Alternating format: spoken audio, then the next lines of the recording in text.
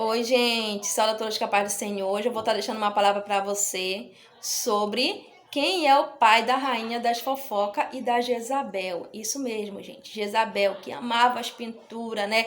Amava enfeitar os seus cabelos. E a rainha das fofocas, que ama estar falando da vida dos outros, né, gente? Então, eu vou estar falando quem é o pai dessas mulheres, tá? Então, você vai deixar sua Bíblia aberta em Ezequiel, capítulo 28, versículo 11 em diante, tá? Nós vamos estar falando aí, você vai estar lendo aí, tá? E eu vou estar explicando aqui, gente, sobre esses versículos, tá? A palavra de Deus nos diz que Satanás, ele era um querubim ungido. Querubim, classe única, tá, gente? Ele era um único, tá? Não tá no plural, está no singular, dizendo que ele era o único. Então, ele era um querubim ungido para toda boa obra. E ele era cheio de sabedoria, perfeito em formosura. A formosura dele era perfeita. Ele era cheio, tinha muita sabedoria, tá?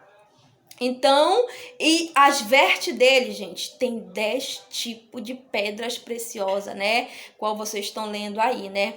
O ouro, o topázio, eram 10. Esmeralda, eram só pedras preciosas. Isso era a cobertura dele, a vestimenta dele. E nessas vestimentas tinham pífaros e tambores. Ou seja, ele entende tudo de música, tá?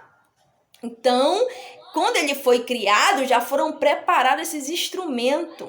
Então, ele entende tudo de música. É por isso que você vê hoje uma música de sofrência, uma música disso e daquilo. Tem pessoas que choram, né? Se envolve ouvindo aquela música. A música mexe com a pessoa. Por quê? Porque Satanás, ele, quando ele foi feito, quando ele foi criado, já foram preparados. Então, também isso também quer dizer que Satanás, ele não é autoexistente, tá?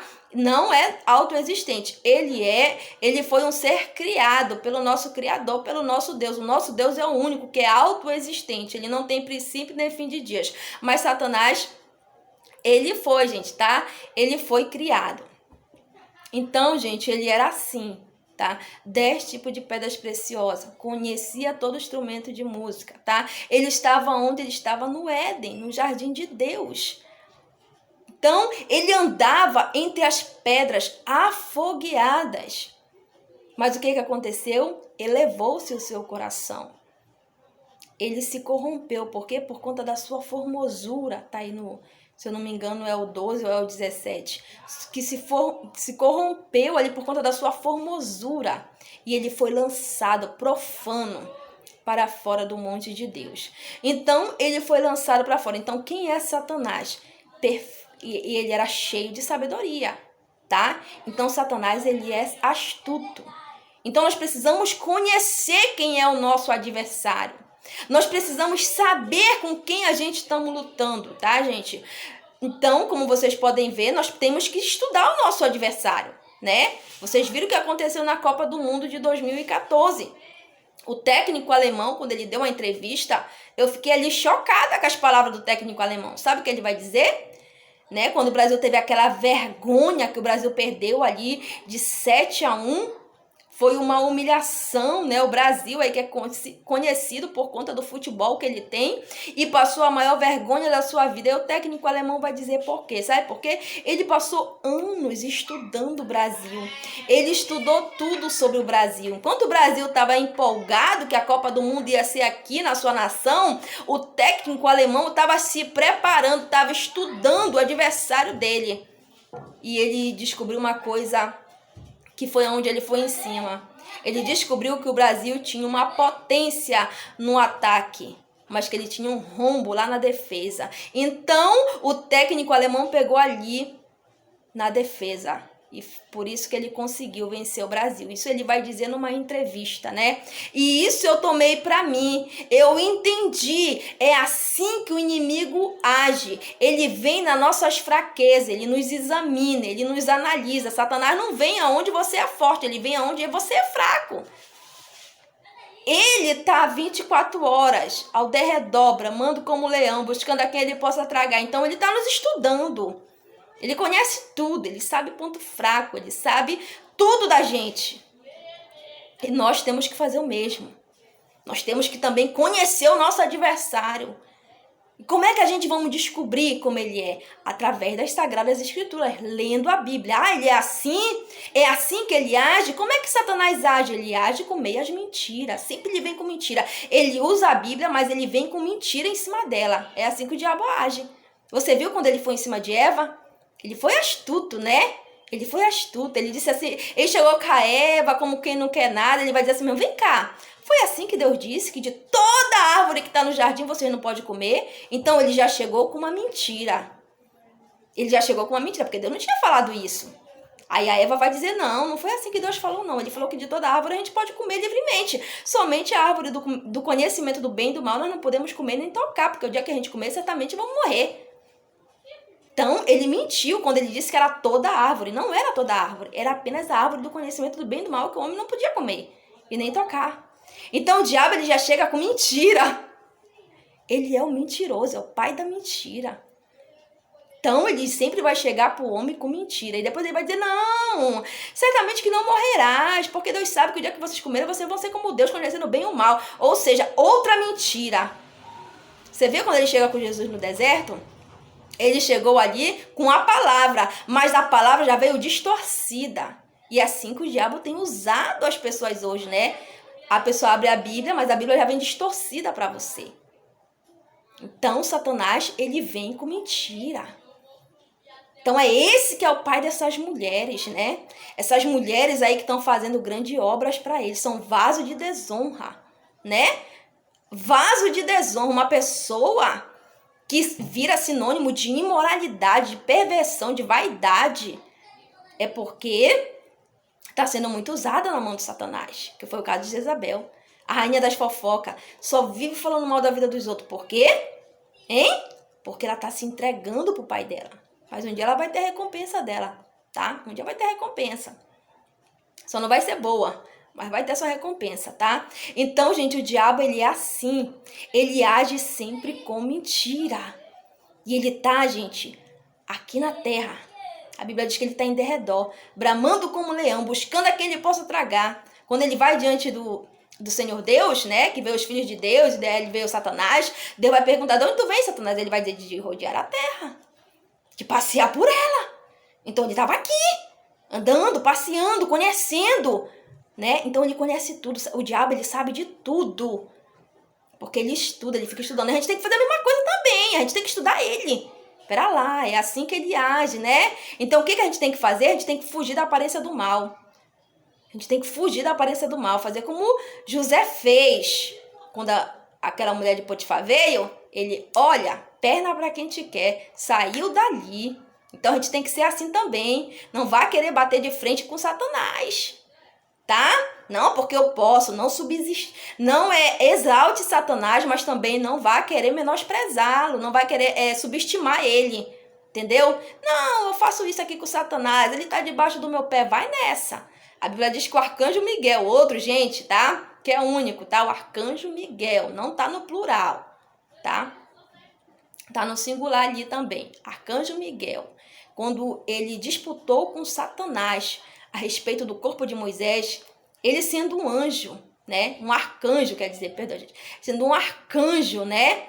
Ele não pronunciou palavra de maldição, mas ele disse, o Senhor te repreenda.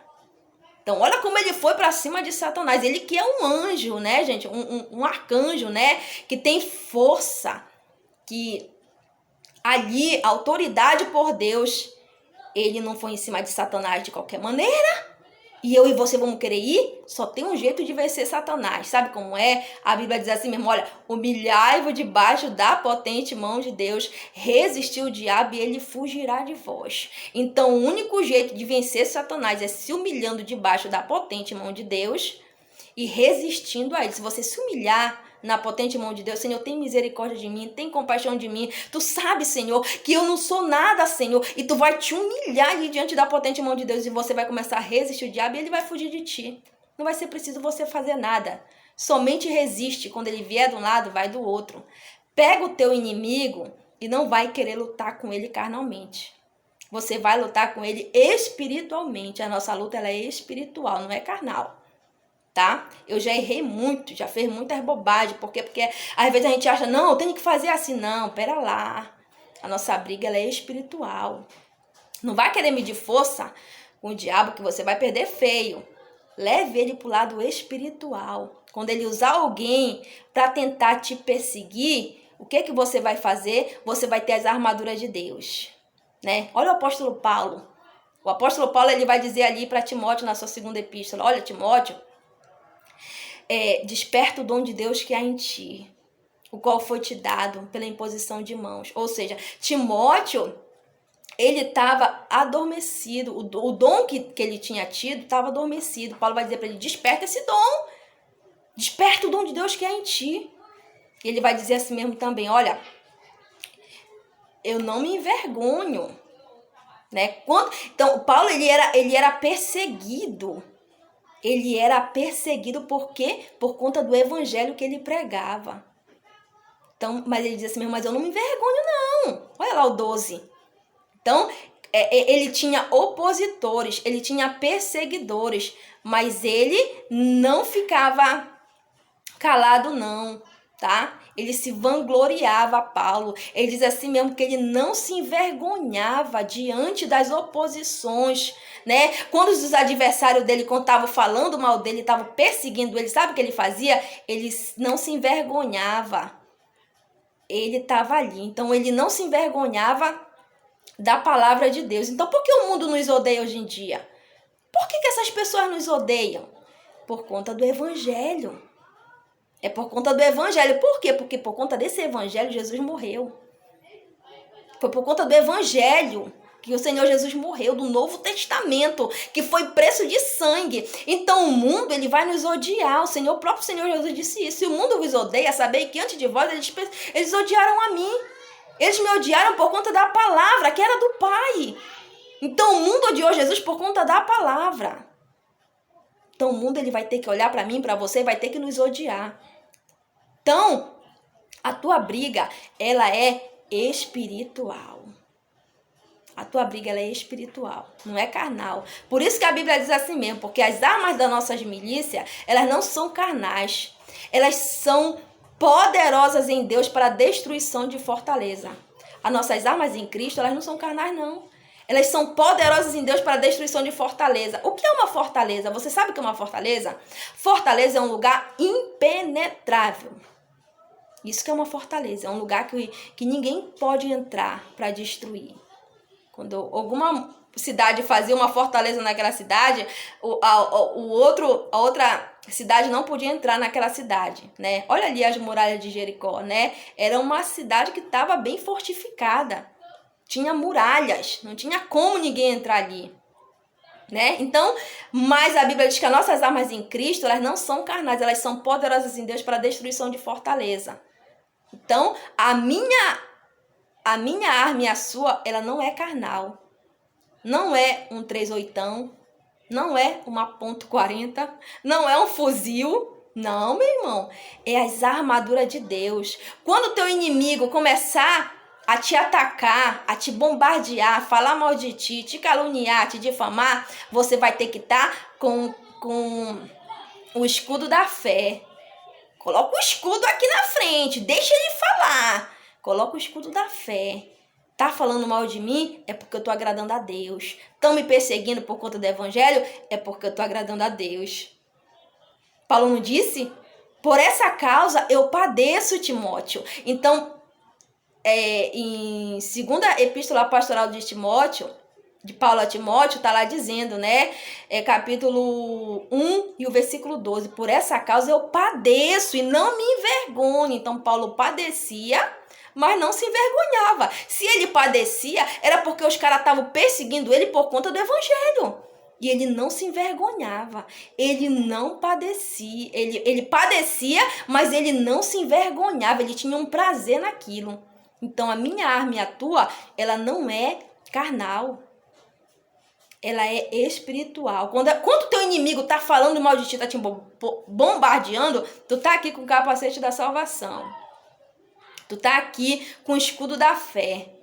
Tu tá aqui com todas as armas que Deus te deu. Principalmente o escudo da fé, gente. O escudo é muito importante. Quando ele tá falando mal de ti, falando um monte de coisa, tu tá aqui com o escudo da fé. Nada tá te pegando, nada tá te atingindo. Mas se porventura alguma coisa vier te atingir, o escudo da fé vai apagar os dardos inflamados do maligno. E tu não vai ser ferido. Foi esse o erro de Saul. Porque Saul, ele ia para a peleja. Ele ia para a batalha. Em vez de ele ir se preparar para ele ir para a batalha, ele foi procurar uma feiticeira. Era para ele tá limpando ali o seu escudo, né? Porque o escudo era muito importante numa peleja, porque tinha os flecheiros. E ele não vigiou. Saul não vigiou. Ele foi primeiro procurar uma feiticeira e se esqueceu de ir preparar suas armas de guerra. E quando ele foi para a peleja, que ele sobe naquele monte, os flecheiros estão ali. Né? Se ele tivesse preparado o escudo dele, ele não tinha morrido ali, não ia ficar com medo dos flecheiros, não. A Bíblia diz que ele temeu os flecheiros. E o que aconteceu? Ele foi e se matou. Ele mesmo se matou, porque não estava preparado para a batalha. E assim é muito crente hoje. Tempo que tu vai dar ouvido pro teu inimigo, vai te preparar. Deixa ele falando. Sabe por quê? Quando ele tá falando, tu tá aqui com o escudo da fé. Ele tá jogando de lá as bombinhas dele, as setas dele, as maldades dele. Não tá pegando nada em ti. Por que não tá pegando? Porque tu tá com o escudo da fé. É uma arma. A Bíblia diz que as nossas armas, elas são poderosas em Deus para a destruição de fortaleza. Como assim destruir fortaleza? Então, como eu já disse, fortaleza é um lugar impenetrável. Fortaleza é um lugar que ela é impenetrável. Às vezes o diabo faz uma fortaleza dentro da casa da pessoa. Gente, até mesmo do próprio crente. O diabo entra na casa dele, faz uma fortaleza e diz: daqui eu não saio, daqui ninguém me tira. Aí tá levando as filhas para droga, tá levando o marido para prostituição e pro adultério, e tá ali levando os filhos, as filhas para prostituição, tá destruindo que a família já tá uma fortaleza dentro da casa do crente. A tua briga não vai ser carnal, não. Vai ser espiritual. As tuas armas, elas estão em Cristo para destruir fortaleza, tá? Tu não sai, bora ver. E você vai pegar a oração, né? Que a Bíblia diz que a oração, ela é uma arma também. Aí ele vai começar a orar: Senhor, dá o livramento das caras, quando você, destruiu a fortaleza. Por isso que a Bíblia diz que elas são poderosas em Deus para a destruição de fortaleza. Então, as nossas armas, elas conseguem destruir fortaleza de Satanás. Quando você vê, a tua filha já saiu das drogas, o teu filho já saiu do tráfico, o teu marido já largou essa outra mulher. E quando você vê, aquilo que era uma fortaleza dentro da tua casa já foi destruído. Então, a gente precisa conhecer o nosso adversário, conhecer Satanás, conhecer como ele trabalha. O diabo, gente, ele não vai usar uma cadeira. Ele não vai usar uma mesa. Ele precisa de corpo.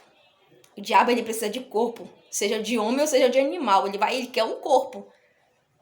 Tá? Ele precisa de um corpo para ele poder trabalhar. Então é isso, gente.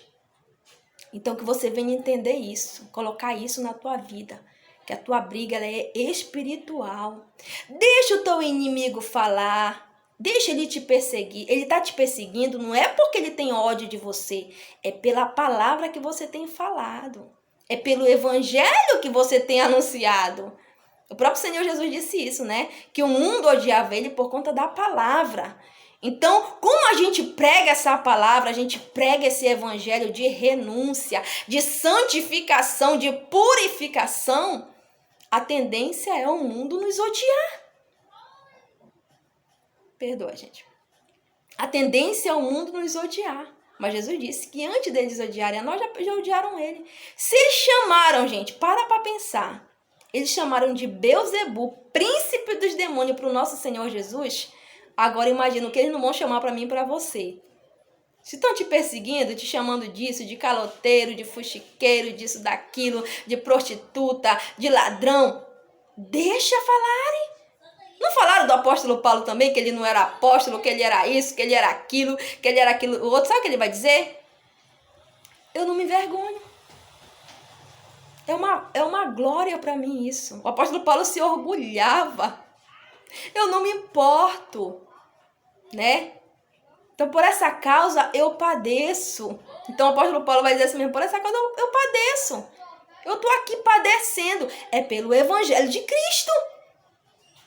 Então, por essa causa, eu padeço e eu não me envergonho. Então, não te envergonha. Se você tem dentro de si que você não é uma prostituta, não te envergonha, deixa falarem. Pouco importa o que os outros estão falando. Estão falando que tu não é um evangelista? Pouco importa o que os outros falam. Eu nunca me esqueço de mim, né? Quando o Senhor apareceu para mim e me mostrou eu num grande galpão ganhando almas. E Deus disse para mim, olha, tu é uma evangelista. Te preparei, né? Te preparei para isso. Deus, ele me preparou antes. Por isso foi tanto sofrimento, foi tanta coisa. Eu não entendia no começo, né? Mas depois eu vim entender todo aquele processo de preparação. E ele disse, agora tu tá pronta, agora tu vai ganhar almas pro meu reino. E quando Deus me falou aquilo, eu fiquei muito empolgada, né? Eu falei, meu Deus, Deus falou que eu vou ser uma evangelista. Eu fiquei muito feliz. E eu comecei a fazer vigílias, né? Fazer vigílias, fazer consagração, ler a palavra, orar. E eu falei, Deus, mostra, Senhor, como é que se ganha almas. Eu tava muito, queria saber como era, né? E nesse dia eu orei, busquei a Deus e fui-me embora para a rua. E Deus falou, vai ali naquela casa. Porque Deus, a gente é dirigido, o nosso espaço é dirigido por Deus. E eu cheguei lá naquela casa. E quando eu bati na porta, o rapaz abriu a porta. Quando ele abre a porta, que ele me vê, ele pegou um susto. Ele pegou logo um susto, né? Aí eu disse, eu vim aqui visitar a tua esposa. Eu disse pra ele, né? Aí ele, entra, irmã, entra. Aí eu entrei. Quando eu entro, gente, eu começo a pregar o evangelho e eles começam a chorar. E eu falei uma coisa tão simples, só preguei Jesus. E eu fiz o convite, vocês querem aceitar Jesus? Tinha lá 3 pessoas, ele, a esposa dele e mais uma amiga da esposa dele. Os 3 confessaram Jesus. E ele chorava. Ele disse assim mesmo pra mim, irmã Fernanda, eu tava agora aqui desesperada, porque eu abri a televisão e eu vi uma reportagem. E eu comecei a sentir um medo, um desespero do nada. E eu queria gritar, apavorado aqui, eu já não tava mais aguentando. E eu falei com Deus, eu falei, Deus, envia um servo teu aqui para que eu venha te aceitar como meu salvador. E ele falou ali com Deus, e ele falou que quando bateram na porta que ele abriu, ele pegou um susto, porque Deus tinha ouvido a oração dele, né? Deus me enviou ali, e ali, para honra e para glória do Senhor, eles aceitaram Jesus. Então é assim que Deus faz, né? Então foi assim que Deus começou a me mostrar. E hoje em dia eu fico olhando, né?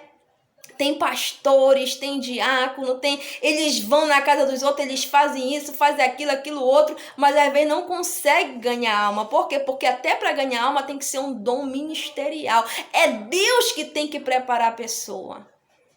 Então, gente, se você tem um chamado, se você tem algo para fazer para Deus, faça. Eu não sei qual é o teu dom ministerial, mas antes, vá conhecer o teu adversário, vai saber com quem é que você vai lutar. Você vai lutar com Satanás e com hortes dele. Ele é quem comanda tudo, né? Ele é o príncipe das trevas, né? Satanás. Então, eu quero deixar essa palavra aqui para você, que você venha destruir Satanás, se humilhando debaixo da potente mão de Deus, resistindo o diabo, ele vai fugir de ti, tá? A tua família, tudo que é teu pertence ao Senhor, e eu agradeço a todos.